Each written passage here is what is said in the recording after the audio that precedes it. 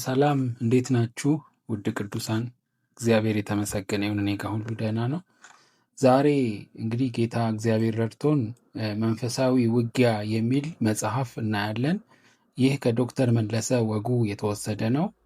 ማውጫው ላይ መግቢያው ማለት ነው ገጽ 9 ላይ ሰይጣንን ማሸነፊያ አቋራጭ መንገድ የለም ነው የሚለው። ሁለተኛው ደግሞ የሰይጣን ማንነቱና አፈጣጠሩ ታሪክ ነው የሚያነሳው ገጽ 25 ላይ የሰይጣን ማንነቱና አፈጣጠሩን። ገጽ 36 ላይ የሰይጣን እንቅስቃሴውን እና አሰራሩን ነው። ገጽ 50 ላይ የአማኝ ጠላቶቹና የሚያደርሱበት ጥቃት ነው። የአንድ አማኝ ላይ ማለት ነው ጠላቶቹ የሚያደርሱበት ጥቃት። ምዕራፍ 5 ላይ ደግሞ ገጽ 68 እርኩሳን መናፍስት በአማኞች ላይ ያላቸው ስልጣንና ኃይል ነው። በአማኞች ላይ እንግዲህ አስቡት፣ በአማኝ ላይ እርኩሳን መናፍስት ያላቸው ስልጣንና ኃይል ነው። ምዕራፍ 6 ላይ የሰው አእምሮ ማዕከላዊ የጦር ሜዳ ነው። ምንድን ነው እያለው? የሰው አእምሮ ማዕከላዊ የጦር ሜዳ ነው ይላል ገጽ 79 ስንደርስ። ምዕራፍ 7 ስንደርስ ደግሞ ሰይጣንን የምናሸንፍበት ዘዴ እንወቅ ነው የሚለው ገጽ 89 ላይ። ምዕራፍ 8 ሰይጣንን ፊት ለፊት እንቃወመው እንጂ አንሽሸው ይላል ገጽ 109 ላይ ስንደርስ። ምዕራፍ 9 ላይ ስንደርስ የጦር መሳሪያ ሳንለብስ ሰይጣንን መዋጋት አንችልም ነው የሚለው 119 ላይ። እግዚአብሔር የተመሰገነ ይሁን። አመስግነን ጸልየን ወደ መግቢያው እንሄዳለን ማለት ነው። እግዚአብሔር አባታችን ሆይ በኢየሱስ ክርስቶስ ስም እናመሰግንሃለን።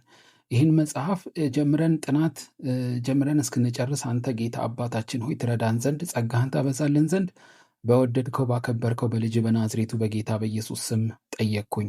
እንጠይቅሃለን ጌታ ሆይ ጸጋህን አብዛለን። እድሉን ጊዜውን ሁሉ ስላመቻቸልን ተመስገን። ጀምረን እስክንጨርስ አንተ መንፈስ ቅዱስ አስተምረን፣ ክብሩ ሁሉ ጠቅልለን ለአንተ እንሰጥሃለን በኢየሱስ ስም። እንግዲህ ይህ መጽሐፍ መንፈሳዊ ውጊያ የሚለው መጽሐፍ ማለት ነው። በእንግሊዘኛ ስፒሪቹዋል ዋርፌር በሚል ነው። የመጀመሪያ እትሙን መስከረም 1997 ሴፕቴምበር 1997 ዓ.ም ነው የታተመው። በእንግዲህ በፈረንጆች ይመስለኛል። እና ከመግቢያው በፊት እንደዚህ ይላል። በዚህ መጽሐፍ ውስጥ የሚገኙ የመጽሐፍ ቅዱስ ጥቅሶች የተወሰዱት ከመጀመሪያውና ከሁለተኛው እትም የአማርኛ መጽሐፍ ቅዱስ ነው ይላል ማለት ነው። እንግዲህ ኮፒራይት 1997 ይላል። በኢትዮጵያን አውትሪች ሚኒስትሪ ነው። ልታገኟቸው ከፈለጋችሁ የቢሮ ስልክ ቁጥር 011 1999 በኢትዮጵያ አቆጣጠር ማለት ነው። ይሄ እንግዲህ ይሄ መጽሐፍ እንትን ያለው ማለት ነው። ቅድም በፈረንጆች ያልኳችሁ 97 በኢትዮጵያ 1999 ነው ማለት ነው። ቃሉ ፕሪንቲንግ ፕሬስ ነው ያሳተመው ማለት ነው። መግቢያውን የተወሰነ ነገር ከማለታችን በፊት ምን ይላል እዚህ ጋር? ያዕቆብ 4:7-8 ዲያብሎስን ተቃውሙት ከእናንተ ይሸሻል፣ ወደ እግዚአብሔር ቅረቡ ወደ እናንተም ይቀርባል የሚለው ክፍል መጽሐፉ ላይ ተቀምጧል። ማውጫው በድጋሚ እዚኛው ገጽ ላይ ተቀምጧል። ለምን እንደተደገመ አላውቅም። መግቢያው እንደዚህ ይላል። መግቢያውን ካየን በኋላ ምዕራፍ 1ን በሌላ ድምፅ ነው የምመጣው። መግቢያውን ግን እስቲ አብረን እናነበው። መጠኑ ይለያያል እንጂ ይላል ሁሉም የራሱ የሆነ የህይወት ትግል አለው ይላል። እንግዲህ ሁላችንም የህይወት ትግል አለን አይደለም? ሁላችን እያንዳንዱ በገንዘብ እጥረት ምክንያት፣ አንዳንዱ ሰው በገንዘብ እጥረት ምክንያት ከሚችለው በላይ በመወጠር የተለያየ ውጥረት ሲያጋጥመው የገንዘብ እጥረት ማለት ነው። ሌላው ደግሞ መራራ የሆነ ትዳር አጋጥሞት ነፍሱ ከስጋው ልትለይ እስክትደርስ ድረስ በመጨነቅ ዘወትር በእንባ ሸለቆ ውስጥ የሚያልፍ ደግሞ አለ። አያችሁ፣ ምንድን ነው እያለ ያለው? የህይወት ትግላችን ይለያያል። አንዳንዱ በገንዘብ ሊሆን ይችላል፣ አንዳንዱ በትዳር ሊሆን ይችላል፣ አንዳንዱ ደግሞ በዕለታዊ ስራው ላይ የማይመች አለቃ አጋጥሞት አለቃው የማይመች ሆኖ በብስጭት ምክንያት የጨጓራው ተልጦ ዘወትር እየደማ የሚኖር አለ። ከላይ በገለጽናቸው ችግሮችና እንቅፋቶች ውስጥ የሚያልፍ አማኝ አንድ አማኝ ማለት ነው መንፈሳዊ ውጊያ ውስጥ ነኝ ማለት ይችል ይሆን ወይ ነው። ስርቆት፣ ዝሙትና መዳራት በርኩሰት መናፍስት አማካኝነት ያለ አማኙ ፈቃድና ፍላጎት ወደ ህይወቱ ሊገቡ ይችላሉ ወይ? አንድ ሰው ፈቃደኛ ሳይሆን እነዚህ ሶስት አሁን ያነሳናቸው ነገሮች፣ ለምሳሌ ስርቆት፣ ዝም ብሎ አንድ ሰው ሊሰርቃችሁ ወይ ደግሞ ስርቆት ውስጥ ሊገባ ይችላል። ወይ አንድ ሰው ተነስቶ ዝሙት ውስጥ ወይ ደግሞ መዳራት ወይ እርኩሰት ውስጥ አማኙ ሳይፈቅድ ያለ ፍቃዱ በግድ መጥቶ ይቆጣጠረው ይችላል ወይ ነው ጥያቄው። ከሆነስ እሺ እነዚህን ኃጢአቶች ገስጾ ከውስጡ ማስወጣት አማኙን ከማንኛውም ትግል ፍጹም ነፃ ማድረግ ይችላል ወይ? በኢየሱስ ስም ልቀቅ ብሎ ይህንን እነዚህ ውስጡ ያለውን ትግሉን ይሄ እንኳን ውስጡ የገባ ብሎ እንኳን ከተሸነፈ ይህንን ትግል በገስጾ ማስወገድ ይችላል ወይ ነው። መንፈሳዊ ውጊያ ማለት ሁልጊዜ ከሰው ህይወት አጋንንትን ገስጾ ማስወጣት ብቻ ይመስሏል ብዙ ሰው፣ ግን አይደለም ነው። ላይሆን ብቻ ነው ወይ ብለው ነው የጠየቁት እሳቸው።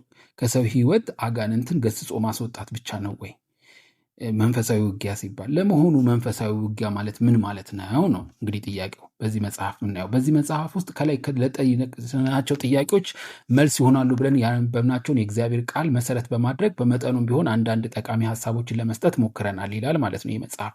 መንፈሳዊ ውጊያ ተረት ሳይሆን ማንኛውም ክርስቲያን በግል ህይወቱ ሊደርስበት የሚችል ልምምድ ነው። መንፈሳዊ ውጊያ እንዲህ ዝም ብሎ የሚወራ ሳይሆን በግል ህይወት ሊደርስብን የሚችል ልምምድ ነው። አማኝ ከማይታየው ጠላቱ ጋር ፊት ለፊት የሚጋጠመው ረቂቅ የሆነ መንፈሳዊ ውጊያ አለበት። የረቀቀ አንዳንድ ጊዜ ሜታፊዚካል ይሉታል እንግዲህ ፍልስፍና ውስጥ ያሉ ሰዎች ማለት ነው። እና ይሄ ከእውቀት ዝም ብሎ ይሄ ኤፒስቲሞሎጂካል ይሄ ማብራሪያ ከሚያስፈልገው የበለጠ እንግዲህ አሁን እያሉ ያሉት እሳቸው ሜታፊዚካል የሆነ ነገር ውስጥ ነው። ማንኛውም ከማይታየው ጠላቱ ጋር አንድ ሰው ፊት ለፊት የሚገጥምበት ረቂቅ የሆነ መንፈሳዊ ውጊያ አለበት። ሁሉም የራሱ የሆነ መንፈሳዊ ውጊያ ይኑረው እንጂ የውጊያው ውጤት የሁሉም አንድ አይነት አይደለም ነው የሚሉት እሳቸው። እንግዲህ መንፈሳዊ ውጊያ ይለያያል ማለት ነው ከአንዱ ሰው ወደ አንዱ ሰው። አንዳንዱ ጦርነቱ ሲፋፋምበትና መንገዱ ሲጠብበት እጆቹን ወደ ሰማይ ዘርግቶ ሰይጣንን ተማርኬያለሁ ተሸንፌልሃለሁ ይለዋል ማለት ነው። ለሰይጣን ይንበረከክለታል። በቃ እኮ አዎ አለ እኮ በቃ ይገጥማል፣ በቃ ተሸንፌያለሁ እጅ ሰጥቶ ለሰይጣን ይኖራል ማለት ነው። አንዳንዱ በቃ ጦርነቱ ሲፋፋምበት መንገዱ ሲጠብበት ማሸነፍ ያቃተው ሲመስለው በቃ እጅ ይሰጣል። ሌላው ደግሞ ጦርነቱን ሲያይ ወይ ደግሞ ጦርነቱ በጣም እጅግ ሲያይልበት እንደ ዳዊት ልቤ በላይ ተናወጠችብኝ፣ የሞት ድንጋጤ ወደቀብኝ፣ ፍርሃትና እንቅጥቅጥ መጡብኝ፣ ጨለማም ሸፈነኝ፣ በርሬ አርፍ ዘንድ እንደ እርግብ ክንፍ ማን በሰጠኝ ይላል መዝሙር 55 ከ4-6 በማለት እርዳታ በመፈለግ ወደ አምላኩ ይጮኋል ማለት ነው። ኧረ እንደው ወይ በርሬ እንኳን አርፍበት ዘንድ እንደ እርግብ ክንፍ ምናል በኖረኝ ምናል ብርር ብዬ በጠፍ በቃ ሄጄ ማርፍበት። አስቡት እግዚአብሔር የምናርፍበት አንድ ቦታ ቢሆን ሁላችንም እኮ ሄደን በረንም ቢሆን የሆነ ነገር አውጥተን እንደምንሄደው ሁሉ ምናለ ሄጄ እዛ ባረፍኩኝ ይላል ማለት ነው ዘማሪው መዝሙረ ዳዊት ላይ ዳዊት ማለት ነው። የብዙዎቻችን ትልቁ ችግር ምንድነው? ጠላታችን ማን እንደሆነ ለይተን አለማወቃችን ነው የሚሉት እሳቸው። እንግዲህ ጠላታችን ማን እንደሆነ በደንብ ካላወቅን ብዙ ጊዜ ከእግዚአብሔር ወይንም ከሰው ጋር ያለ አግባብ የምንጋጭ መሆናችን ብቻ ሳይሆን ብዙ ጊዜ ጠላታችንን ካላወቅነው ወይ ከእግዚአብሔር ጋር እንጣላለን ወይ ከሰው ጋር እንጣላለን ማለት ነው። ስለዚህ በመንፈሳዊ ሕይወታችን ተሸናፊዎች እንጂ አሸናፊዎች ሆነን መቆም አንችልም። መቼ? ውጊያውን ከእግዚአብሔር ጋር እኔ እግዚአብሔር ጥሎኛል ብለን ከእግዚአብሔር ጋር ስናጉረመርም ወይ ከእግዚአብሔር ጋር ስንጣላ ወይ ከሰዎች ጋር ስንጣላ ጠላታችን ማን እንደሆነ አዘነጋን፣ ረሳን ማለት ነው። ያኔ ነው ተሸናፊዎች የምንሆነው። ጠላታችን የማናውቅበት ዋናው ምክንያት ሰይጣን ራሱን የመደበቅ ችሎታ ስላለው ነው ይላሉ። እንግዲህ ይሄ ፍንጭ ይሰጠናል መግቢያ ስለሆነ ጠላታችን የማናውቅበት ማን ነው ጠላታችን የሚለውን የማናውቅበት ምክንያቱ ሰይጣን ራሱን የመደበቅ ችሎታ አለው። የቱ ጋር ድብቅ ያደርጋል ራሱን። ጠላታቸው ሰይጣን መሆኑን የተረዱት አንዳንድ አማኞች ምንድን ነው ያልኩትኝ? ጠላታቸው ሰይጣን መሆኑን የተረዱ አንዳንድ አማኞች የሰይጣንን አሰራርና እንቅስቃሴ ምን እንደሆነና እንዲሁም ከእሱ ጋር በምን አይነት ሁኔታ መዋጋት እንዳለባቸው በቂ መረዳት ስለሌላቸው የተሸነፈ የክርስትና ሕይወት ሲኖሩ ይታያል ማለት ነው። እነዚህ ሰዎች ጠላታቸው ሰይጣን መሆኑን የተረዱም አንዳንድ እኔ ጠላቴ ሰይጣን ነው የሚሉ እንኳን አንዳንድ ሰዎች የሰይጣን አሰራርና እንቅስቃሴ ምን እንደሆነ አሰራሩን፣ ሂደቱን፣ ስትራቴጂውን፣ እንቅስቃሴውን እንዲሁም ከሱ ጋር በምን አይነት ሁኔታ መዋጋት እንዳለባቸው በቂ መረዳት ስለሌላቸው የተሸነፈ አሁን ይሄ ደግሞ እውቀት ከማጣት የተነሳ የሚጠፉ ማለት ነው። የክርስትና ሕይወት መኖር ይከብዳቸዋል። ይህ ጠላት ኃይለኛ በመሆኑ አማኝ ብቻውን ሊያሸንፈው አይችልም ማለት ነው። ይህንን ያልተረዱ አንዳንድ ክርስቲያኖች የሚያጋጥማቸው መንፈሳዊ ጦርነት ብቻቸውን ተዋግተው ለማሸነፍ ሲሞክሩ በጦር ሜዳ ብዙ መላላጥ፣ ከፍተኛ ሽንፈት የደረሰባቸው እንዳሉ የታወቀ ነው ማለት ነው ይላሉ። እሳቸውም ጠላታችን ኃይለኛ ቢሆንም የምናሸንፈው ፊት ለፊት ገጥመ ነው በማዋጋት እንጂ በመሸሽ ብቻ እንዳልሆነ መጽሐፍ ቅዱስ ይናገራል ብለው አስቀምጠው እንግዲህ ያዕቆብ 4:7 ሰይጣንን ተቃውሙት ከእናንተ ይሸሻል የሚለውን ክፍል አስቀምጠውልናል ማለት ነው። ምንድነው የምናሸንፈው? ፊት ለፊት ገጥመ ነው በመዋጋት እንጂ በመሸሽ ብቻ አይደለም። በእርግጥ ሽሹ የሚል አለ፣ በተለይ እንደ ዝሙት አይነት ነገሮች። ግን እዚህ ጋር እያሉ ያሉት እሳቸው ፊት ለፊት ገጥመን በመዋጋት ሰይጣንን ተቃውሙት እንጂ ከተቃውሙት ከእናንተ ይሸሻል ስለሚል ማለት ነው። እንግዲህ መንፈሳዊ ውጊያ ለብዙዎች አዲስ አይደለም። ይሁን እንጂ ውጊያው የሚካሄደው በእያንዳንዱ ሰው አእምሮ ውስጥ መሆኑን ብዙዎቻችን የተረዳን አይመስለንም ይላሉ። እንግዲህ እሳቸው በዚህ ምክንያት በቀላሉ ሲታለሉና በተደጋጋሚ ሲወድቁ ይታያል ብዙ ሰዎች። ምክንያቱም ውጊያው አእምሮ ውስጥ እንደሆነ ብዙ ሰው አለማወቁ ነው።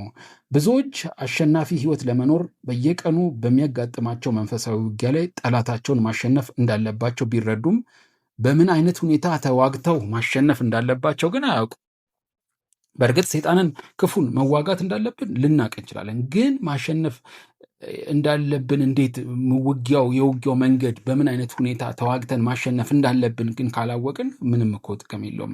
ይህን መጽሐፍ አዘጋጅተን ያቀረብነው ስለ መንፈሳዊ ውጊያ ለሚነሱ ጥያቄዎች በሙሉ መልስ ይሰጣል ብለን ሳይሆን አሸናፊ የክርስቲያን ሕይወት ለመኖር ከፍተኛ ጥረት ለሚያደርጉ አማኞች መጠነኛም ቢሆን እንግዲህ አስቡት፣ የአሸናፊ ሕይወት ለመኖር ከፍተኛ ጥረት ለሚያደርጉ አማኞች መጠነኛም ቢሆን ጠቃሚ መንፈሳዊ መመሪያና ምክር ይሰጣል ብለን በማመን ነው ይላል ማለት ነው። ስለዚህ በሚቀጥለው ሪከርድ ሰይጣንን ማሸነፊያ አቋራጭ መንገድ የለም የሚል ምዕራፍ 1 እናያለን።